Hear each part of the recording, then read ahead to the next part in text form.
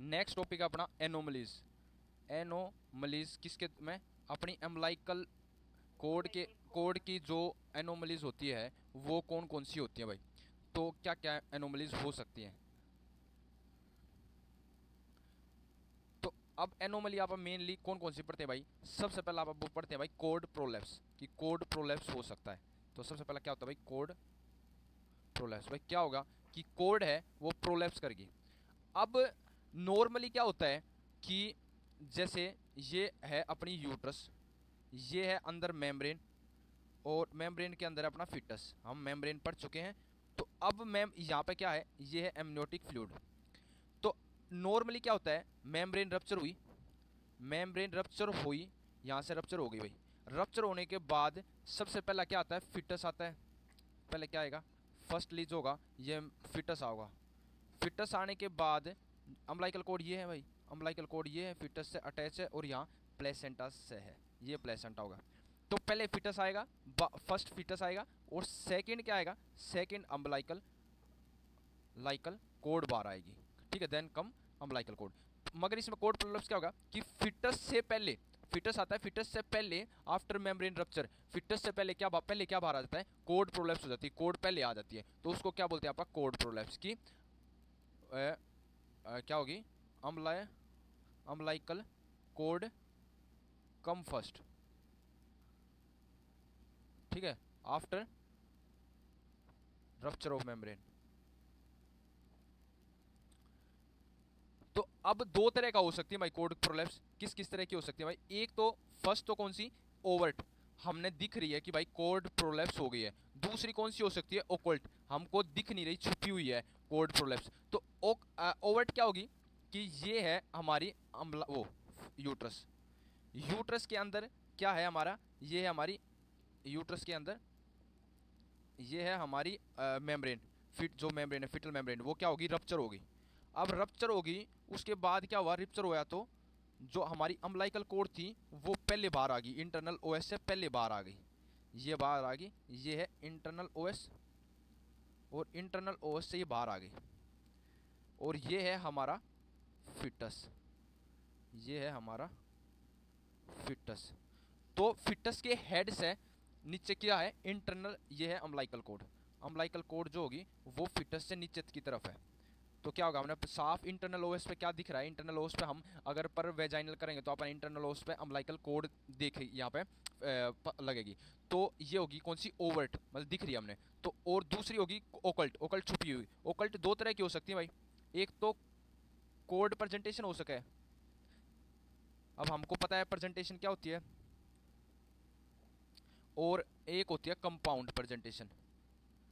तो अगर यही है यूट्रस, और यूट्रस के अंदर ये है भाई अपना फिटस, अगर जो है वो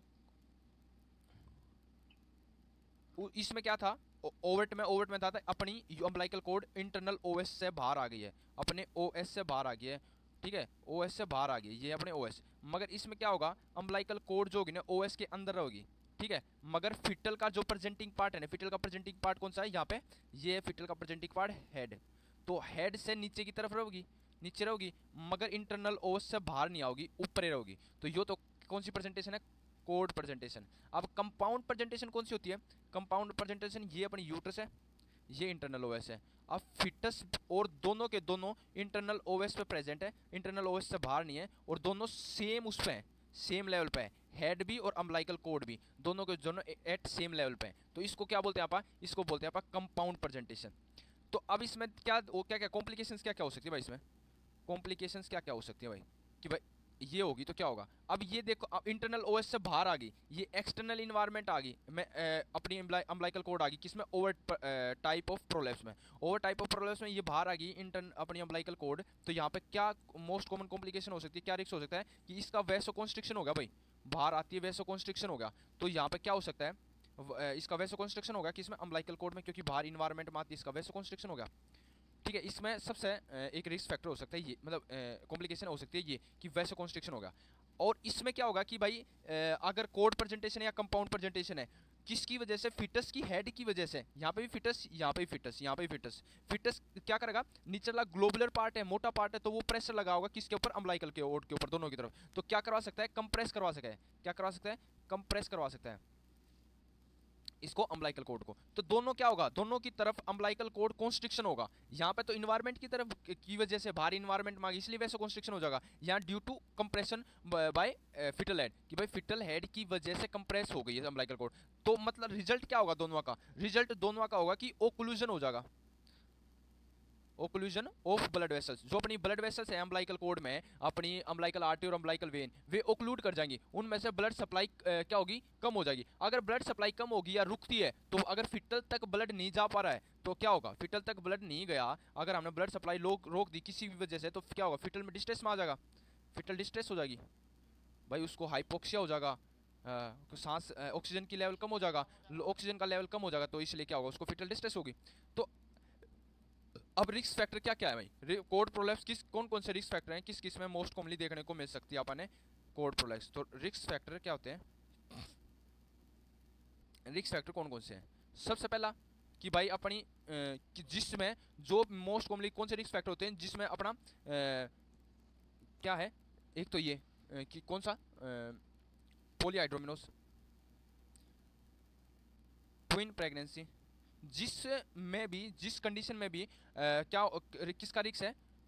रप्चर ऑफ मेम्ब्रेन। भाई मेम्ब्रेन का रप्चर हो गया, ठीक है, टाइम से पहला, टर्म से पहला मेम्ब्रेन का रप्चर हो गया, तो उसमें चांस बढ़ जाते हैं कि इसके भाई कोड प्रोलैप्स। रप्चर होने के बाद तो कोड आती है नीचे, तो इन किन कंडीशन में जहां पर रप्चर पहले हो सकती है, जैसे पॉलीहाइड्रोमिस, ज्यादा अमनोटिक फ्लूइड है तो डिस्टेंडेड ज्यादा है, तो रप्चर होने के चांस ज्यादा है, मेम्ब्रेन रप्चर होने के चांस ज्यादा है। ट्विन प्रेगनेंसी है, वही भाई ओवर डिस्टेंडेड यूट्रस है, तो वही मेम्ब्रेन रप्चर होने के चांस ज्यादा है। ट्विन प्रेगनेंसी के बाद क्या होगा? प्रीटर्म, यहाँ पहला ही हो गया, पहले रप्चर होगी नॉर्मली, तो इन कंडीशन में भाई रिस्क फैक्टर ज्यादा है कोड प्रोलैप्स होने के। अब इसका मैनेजमेंट क्या करेंगे भाई आप? अगर हमारे पास कोई कोड प्रोलैप्स का पेशेंट आ जाता है तो आप मैनेजमेंट क्या देंगे उसका? तो मैनेजमेंट होगा भाई सबसे पहला उसको इंट्रा यूट्रो रिससिटेट करो, इंट्रा यूट्रो रिससिटेट करो। मतलब क्या करो उसको? आप फीमेल को क्या कहोगे भाई? आप लेटरल पोजीशन में लेट जाओ, लेटरल पोजीशन में लेट जाओ, ताकि प्रेजेंटिंग पार्ट जो है अपना, जैसे आप किसी एक पोजीशन में करवा देते हैं, जैसे इसको लेटरल पोजीशन में करवा देते हैं, तो प्रेजेंटिंग पार्ट नीचे ग्रेविटी की वजह से नीचे की तरफ आ जाता है, तो कोड पे प्रेशर कम आएगा। सेम इसी में जैसे आपने प्रेजेंटिंग पार्ट को इधर ग्रेविटी की वजह से नीचे कर दिया, लेटर साइड में आपने उसको मदर को लेटा दिया, जिसकी वजह से प्रेशर की वजह से फिटल का सिर जो है वो नीचे की तरफ आ गया, तो ये इस पर कंप्रेशन कम जाएगा। किस पे? अपने अम्बिलिकल कोड पे। तो एक तो हम ये करेंगे, अब उसने लेटरल पोजीशन में लेटा देंगे, जिसकी वजह से भाई कोड थोड़ा पर जो है थोड़ी सी कम ओक्लूड हो, ओक्लूजन कम हो उसका, ठीक है। और दूसरा, अगर अगर भाई अपनी कोड जो है वो वेजाइना से बाहर आ चुकी है, बिल्कुल इन्वायरमेंट में है, तो आप उसको उठा के पुट किस में कर देंगे? Put into the vagina, vagina में रख देंगे। और अगर वेजाइना के अंदर है, किसके अंदर? इफ इन वेजाइना, अगर कोड प्रोलैप्स होगी और वेजाइना के अंदर है, तो आप कुछ नहीं करेंगे, वेजाइना के अंदर ही रखे रहने देंगे। ये नहीं कि हम सर्विक्स से उठा के यूट्रस के अंदर डाल दें, तो उसको कुछ नहीं करेंगे, ऐसे रखे देंगे। तो एक तो आप क्या करेंगे उसको कि भाई लेफ्ट पोजीशन में उसको कर देंगे। दूसरा क्या सके आप उसको किस पोजीशन में रख सकते हैं उसको, मदर को? टेंडलबर्ग पोजीशन में। कौन सी? Trendelenburg position. अब टेंडलबर्ग पोजीशन क्या होती है कि ये होगी टेंडलबर्ग पोजीशन, ये है अपना फ्लैट, मदर का सिर नीचे की तरफ और ये बॉडी ऊपर की तरफ, पैर ऊपर की तरफ, ठीक है, ये हाथ और ये पैर ऊपर की तरफ। तो जिससे क्या होगा? ग्रेविटी की नीचे की तरफ जाएगी, तो ये अंदर फिटस का हेड है, ये लेग है, तो ये इधर नीचे की तरफ चला जाएगा, जिससे क्या होगा? वही प्रेशर हट जाएगा, किस पे से? अम्बिलिकल कोड पे से। तो एक आप उसे टेंडलबर्ग पोजीशन में रख देंगे। दूसरा, अगर यूट्रस बहुत ज़्यादा कॉन्ट्रैक्ट कर रही है और कोड प्रोलैप्स हो रखी है यूट्रस, यहाँ पे देखो जैसे यहाँ बहुत ज़्यादा यूट्रस कॉन्ट्रैक्ट करने लगा, कॉन्ट्रैक्शन स्टार्ट हो जाती है, तो ये इंटरनल ओएस और कंस्ट्रिक्ट हो जाएगा, और कंस्ट्रिक्ट होगा तो अम्बिलिकल कोड और ज़्यादा कंप्रेस होगी, अम्बिलिकल कोड और ज़्यादा कंप्रेस होगी, तो क्या होगा? और ज़्यादा ओक्लूजन ऑफ ब्लड वेसल्स होगा। तो आप जो भी कोई भी अगर आपने कॉन्ट्रैक्शन का यूट्राइन कॉन्ट्रैक्शन जो भी ड्रग है जो यूट्राइन कॉन्ट्रैक्शन करते हैं, अगर वो स्टार्ट करेंगे तो आप उसको बंद कर देंगे। जैसे कौन सा यूट्राइन कॉन्ट्रैक्शन के लिए कौन सा देते हैं आप? किसको स्टॉप करेंगे? ऑक्सीटोसिन को। ऑक्सीटोसिन को हम बंद कर देंगे और क्या कर देंगे आप? गिव टोकोलाइट्स। जो अपने यूट्रस रिलैक्सेंट है उसको दे देंगे। टोकोलाइट्स मतलब जो रिलैक्स करते हैं, जो टोकोलाइटिक्स है वो दे देंगे, यूट्रस को रिलैक्स करें, कॉन्ट्रैक्शन नहीं हो पाए। ठीक है, ये तो आप आ गया भाई, आपने ये मैनेजमेंट कर दिया कि ये कर दो, तो आती है रिससिटेट करो उसको, टेंडरबर्ग पोजीशन में लो, और अगर ऑक्सीटोसिन वगैरह वो अपने में स्टार्ट है, कोई कॉन्ट्रैक्शन वाले ड्रग स्टार्ट है तो उनको स्टॉप करो और उसको टोकोलाइट्स दो, मसल रिलैक्सेंट दो, यूट्रस मसल रिलैक्सेंट। लास्ट फिर क्या कर दो, डिलीवरी कर दो। अब डिलीवरी क्या होगी इसमें भाई, अगर कोड जो है, कुछ कंडीशन है, कोड प्रेजेंटेशन है और मेम्ब्रेन इंटैक्ट है, अगर मेम्ब्रेन रप्चर नहीं हो, मेम्ब्रेन रप्चर होने से पहला ही अपना कोड प्रेजेंट कर रही है, इंटरनल ओएस के ऊपर कोड है, तो क्या कर देंगे यहाँ हम करेंगे इमरजेंसी सी सेक्शन। ठीक है, अगर कोड प्रोलेप्स है और कैसा है, डेड है फिटस, फिटस क्या है, डेड है, तो हम क्या कर सकें यहाँ, क्या करेंगे हम यहाँ करेंगे आप वेजाइनल, वेजाइनल डिलीवरी। और कोड प्रोलेप्स है और किसके साथ, फिटस जो है वो लाइव है जिंदा है, तो हम क्या करेंगे, अगर सर्विक्स फुली डायलेट हो चुकी है, सर्विक्स क्या है, फुली डायलेट है, तो हम यहाँ पे क्या करेंगे, तो हम यहाँ पे करेंगे वेजाइनल। और अगर नोट डायलेट नहीं है तो हम यहाँ करेंगे सी सेक्शन।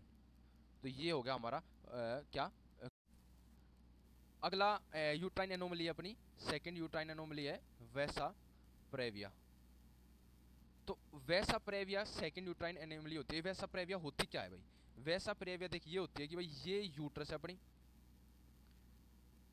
यूट्रस, ये है अपना ओएस, इंटरनल ओएस, ये है अपना इंटरनल ओएस, और ये है अपनी यूट्रस, यूट्रस के अंदर है ये है अपना फिटस, और फिटस से अपनी क्या निकल गया है, ये अपनी निकल गया भाई अम्बलाइकल कोड। अम्बलाइकल कोड चारों तरफ कवर्ड होती है किससे, वेटोन जेली से, वेटोन जेली से, और ये अपना यहाँ पे है प्लेसेंटा। अब वेटोन जेली अपनी यहीं ख़त्म हो गई और उसके बाद सिर्फ वेसल्स वेसल है, अम्बलाइकल आर्टरी, अम्बलाइकल वेन्स, वो जाके अपनी इंसर्ट हो रही है किसके अंदर, प्लेसेंटा के अंदर। तो इस टाइप के आप प्लेसेंटल इंसर्शन ने क्या बोलते हैं, इस टाइप के प्लेसेंटल इंसर्शन को हम बोलते हैं वेलेमेंटस इंसर्शन, जो हम पढ़ चुके हैं। अब इस वेलेमेंटस इंसर्शन में फिर क्या होगा, ये अम्बलाइकल जो वेन है और आर्टरी है ये क्या करेंगी, ये प्रोलेप्स कर जाएंगी अपने कहाँ तक, इंटरनल ओएस तक।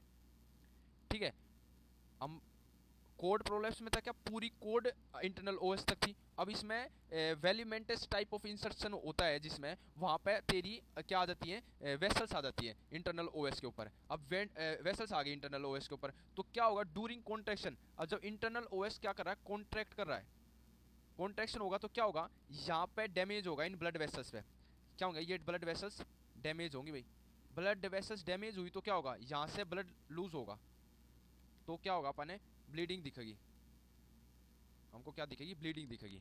तो किसका फिटल, किसका ब्लड लॉस हो रहा है यहाँ पे, फिटल का, बच्चे का ब्लड लॉस हो रहा है।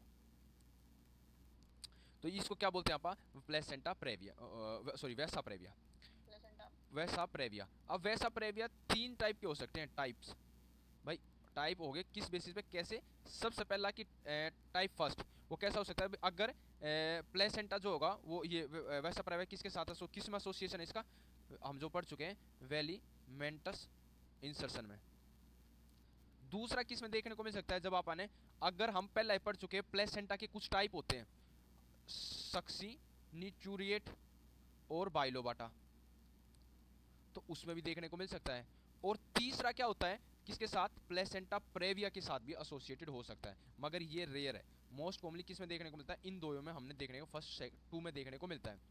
अब इसमें इन्वेस्टिगेशन क्या करेंगे भाई, ये आ रखा है, तो इन्वेस्टिगेशन करेंगे आप नॉर्मली ट्रांसवेजाइनल सोनोग्राफी कर लेंगे हम, ठीक है, ट्रांसवेजाइनल सोनोग्राफी विद डोपलर। अब और मैनेजमेंट फिर क्या देंगे भाई उसको, अगर हमारे पास ये आ गया तो मैनेजमेंट हम इसको कहेंगे उसका हर weekly NST, non stress test और बायोफिजिकल स्कोर, हम ये आगे पढ़ेंगे क्या होते हैं नॉन स्ट्रेस टेस्ट और बायोफिजिकल स्कोर, हम क्या ये हम आगे पढ़ेंगे, ये करेंगे हम वीकली, हर वीक करेंगे उसका। ठीक है, और क्या देंगे हम उसका, अब इसमें क्या करते हैं, सी सेक्शन करते हैं, डिलीवरी कौन सी करते हैं, सी सेक्शन, किस पे, 37 से लेकर 34 week of period of gestation पे। ठीक है, और लास्ट मैनेजमेंट क्या है आप इसका, अगर हमने मोस्ट कॉमनली अगर हम वो करते हैं कार्डियोटोकोग्राफी, ये भी हम आगे पढ़ेंगे, एक तरह का हम स्ट्रेस टेस्ट में यूज़ करते हैं, बच्चे के फिटल मॉनिटरिंग का टेस्ट है ये। अगर कार्डियो स्ट्रेस टेस्ट जो है वो एक तरह का क्या शो कर रहा हमने, variable D acceleration, normally D acceleration होती नहीं है मगर वेरिएबल डी एक्सेलेरेशन शो कर रहा है, तो इसका मतलब क्या, ये क्या डिनोट करता है कि भाई कोड का जो है वो कंप्रेशन हो रहा है, अपनी कोड जो होगी ना कंप्रेस हो रही है। तो वो कोड कंप्रेशन कहाँ कहाँ देखने को मिल सकता है अपन है क्या, वैसा प्रेविया में भी देखने को मिल सकता है, और दूसरा किसमें जो हम पढ़ चुके हैं कोड प्रोलेप्स में भी देखने को मिल सकता है। तो इन दोनों कंडीशन में हम क्या एक फिटल मॉनिटरिंग, कौन सी फिटल मॉनिटरिंग, कार्डियोटोकोग्राफी करते हैं, तो उसमें हमने क्या शो करता है, वेरिएबल डी एक्सेलेरेशन। हम ये अगले टॉपिक पढ़ेंगे कार्डियोटोकोग्राफी और नॉन स्ट्रेस टेस्ट और बायोफिजिकल स्कोर, उसमें हम समझेंगे कि ये ये हम टेस्ट देखेंगे किसके अंदर, फिटल मॉनिटरिंग के अंदर। तो ये होगी हमारी सेकेंड। तो दो कंडीशन होती है, प्लेसेंटा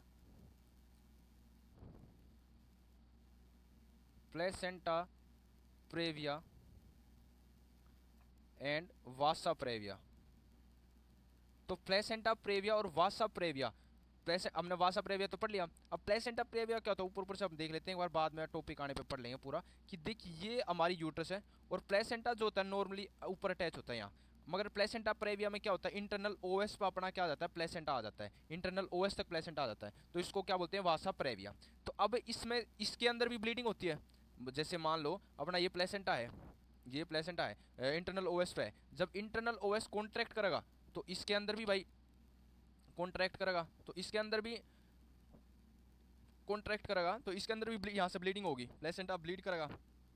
तो हमने वासा प्रेविया में ब्लीड हो रही है तो प्लेसेंटा ब्लीड हो रखी है, मगर प्लेसेंटा के अंदर ब्लड क्या किसका होता है, इस तरफ ये होता है यहाँ पे मैटरनल साइड का, और अपना वैसा प्रेविया में किसका होता है, फिटल का, जो हम पढ़ चुके हैं। अब हम डिफ्रेंशिएट कैसे करेंगे भाई, कि हम डिफरेंशियल कैसे करेंगे कि भाई किसका ब्लड है दोनों में, मतलब बाहर से जैसे ब्लड आ गया तो हमने ब्लड कलेक्ट कर लिया, सैंपल ले लिया, तो आप डिफरेंशिएट कैसे करेंगे, डिफरेंशियल डायग्नोसिस कैसे बनेंगे, दोनों में डिफरेंशियल डायग्नोसिस कैसे बनाओगे। तो कौन सा टेस्ट होता है इसके लिए होता है सिंगल्स अल्कलाइन